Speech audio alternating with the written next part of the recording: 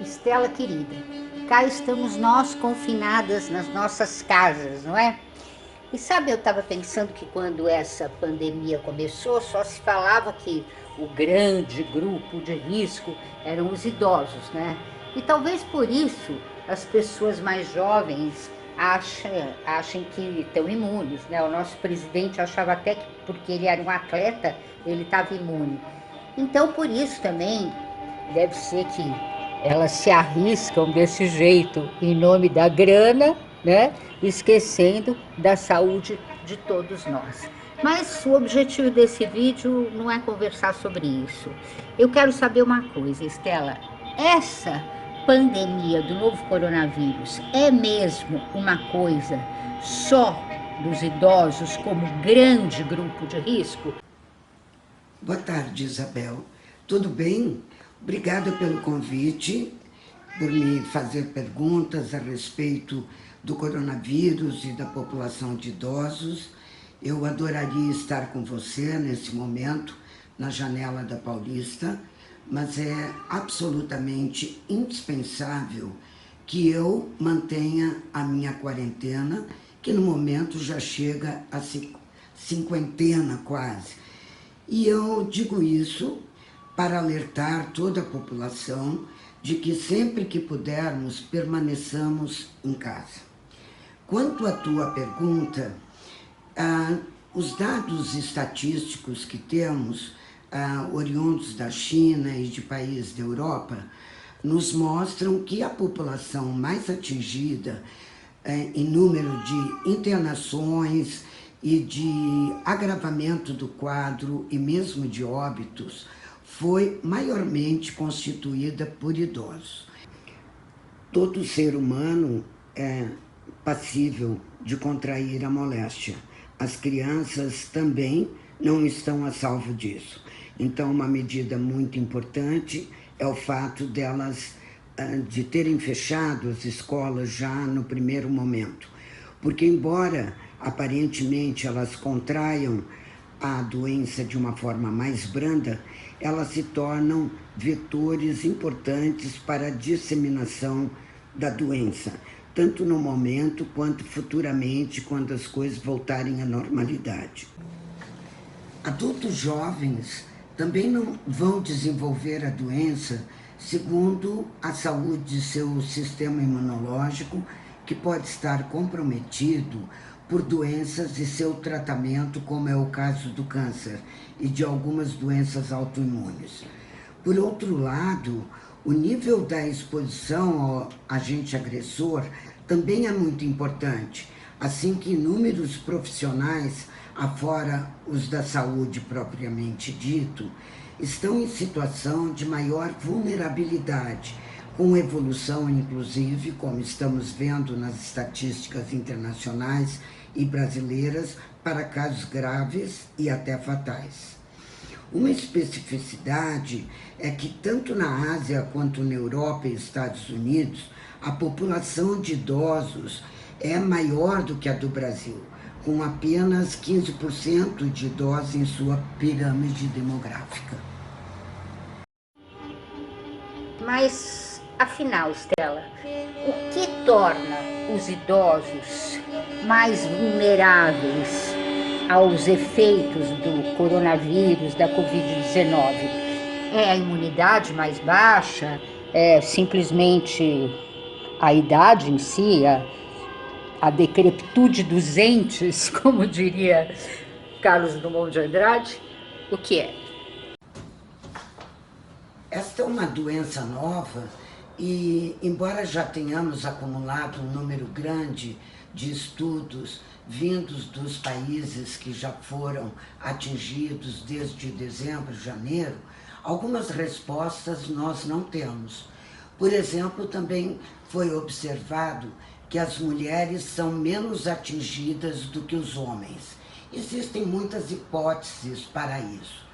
Agora, eu quero deixar claro que ainda, embora as doenças crônico-degenerativas sejam a maior causa de morte entre os idosos, as doenças infecciosas também encontram nessa população uma população muito vulnerável.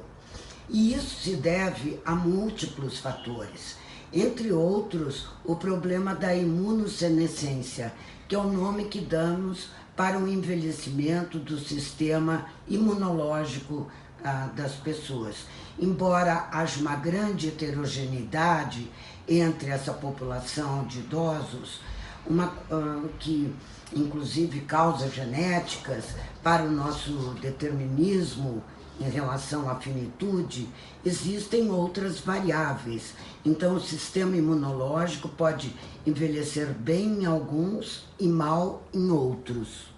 O que nos parece bastante provável é que as células tenham um retardo no reconhecimento do agente agressor.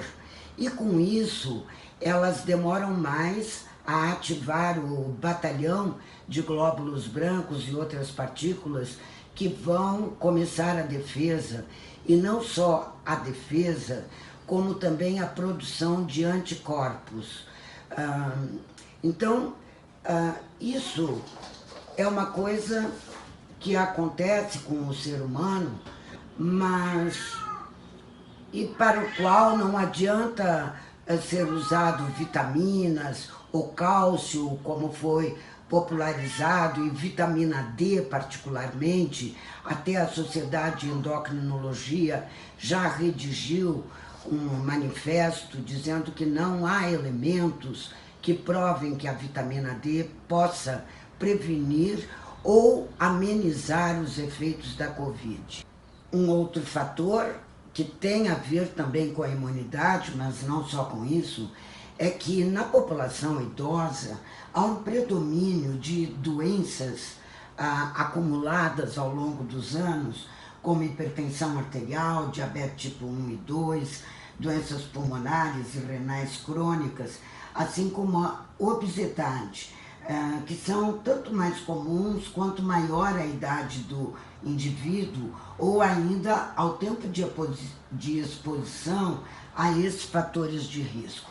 A presença dessas doenças, além de reduzir a imunidade do indivíduo, quando ele é submetido a uma doença grave, como é o caso do coronavírus, ele tem maior tendência a agravar com rapidez as situações que já aparentemente já são próprias desse coronavírus, que inicialmente nós pensávamos que se tratasse de uma pneumonia, majoritariamente, mas hoje vemos que é uma doença sistêmica que ataca o fígado, o rim, os pulmões, o cérebro, ocasionando uma sorte enorme de agravos, né?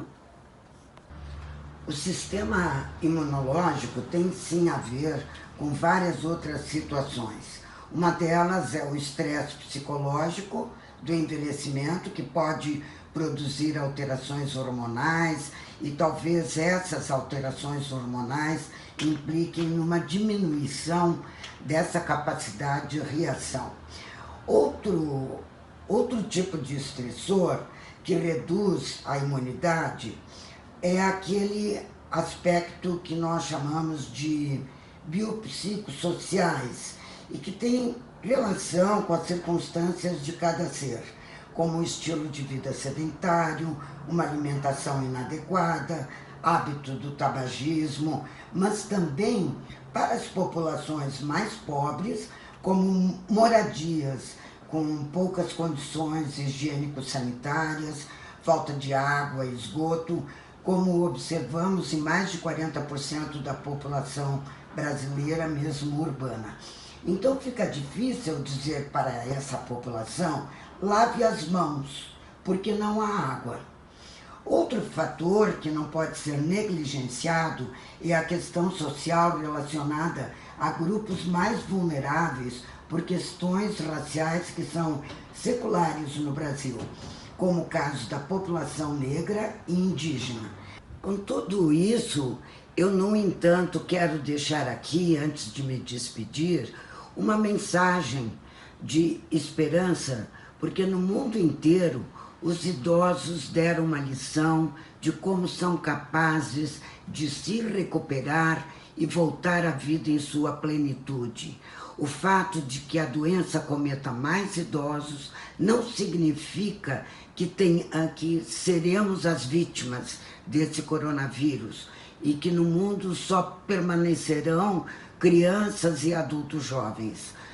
Mas para que isso aconteça, é necessário que nós tomemos as medidas de cautela, de distanciamento distanciamento social, em relação à nossa família, nossos queridos amigos e netos, enfim, porque na ausência de uma vacina contra esse vírus, que provavelmente ainda vai demorar pelo menos 1 ano, e na ausência de medicações efetivas, são várias que estão sendo testadas, mas não há ainda a medicação milagrosa para esse vírus.